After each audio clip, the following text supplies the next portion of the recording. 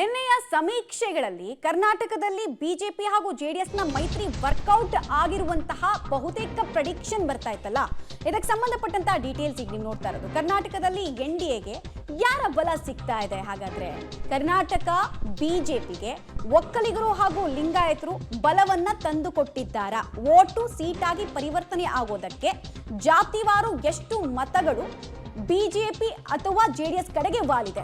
ಈ ಬಗ್ಗೆ ಡೀಟೇಲ್ಸ್ ಅನ್ನ ನೋಡ್ತಾ ಇದ್ದೀರಾ. ಪಬ್ಲಿಕ್ ಟಿವಿ ಬ್ರೇಕ್ ಮಾಡ್ತಾ ಇರುವಂತಹ exclusive pin to pin details. Modi ನೇತೃತ್ವದ ಎನ್ಡಿಎಗೆ ಜಾತಿವಾರು ಎಷ್ಟು ಮತಗಳು ಸಿಕ್ಕಿದೆ ಅಂತ.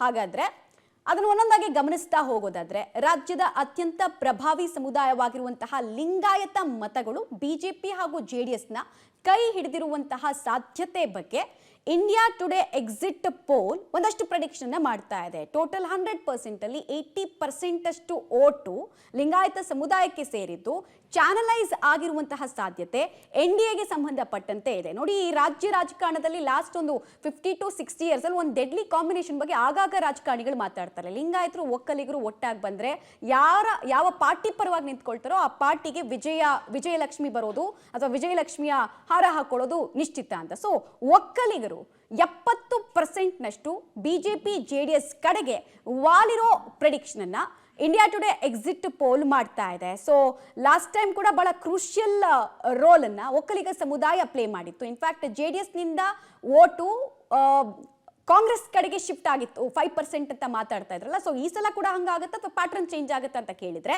ಚುನಾವಣೋತ್ತರ ಸಮೀಕ್ಷೆಗಳ ಪ್ರಕಾರ 70% ವೋಟು ಎನ್ಡಿಎ ಮೈತ್ರಿಕೂಟಕ್ಕೆ ಬಂದಿದೆ ಅನ್ನುವಂತಹ ಪ್ರೆಡಿಕ್ಷನ್ ಇದೆ. ಸೊ ಲಿಂಗಾಯತ ಪ್ಲಸ್ ಒಕ್ಕಲಿಗರು ಬಹುವಾಗಿ ಕೈ ಹಿಡಿದಿರುವಂತಹ ಮೈತ್ರಿಕೂಟ ಯಾವುದು ಅಂತ ಕೇಳಿದ್ರೆ ಎನ್ಡಿಎ. ಅಲ್ಲಿಗೆ ನೀವು ಇನ್ನೊಂದು ಅರ್ಥ ಮಾಡ್ಕೊಳ್ಬೇಕು, ಮೈತ್ರಿ ವರ್ಕೌಟ್ ಆಗಿದೆಯಾ?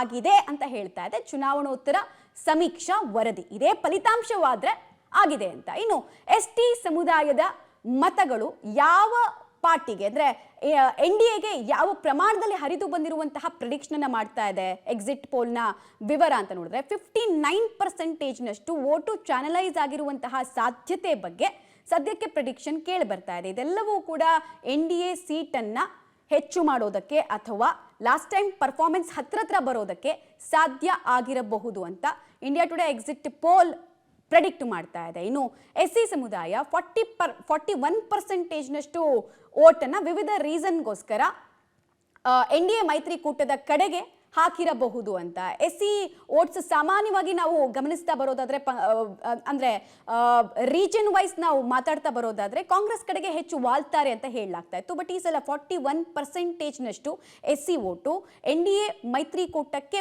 ಬಂದಿರುವಂತಹ ಸಾಧ್ಯತೆ ಇದೆ. ಇದು ಇಂಡಿಯಾ ಟುಡೇಯ ಎಕ್ಸಿಟ್ ಪೋಲ್ನ ವೋಟ್ ಶೇರಿಂಗ್ನ ಪ್ರಮಾಣ.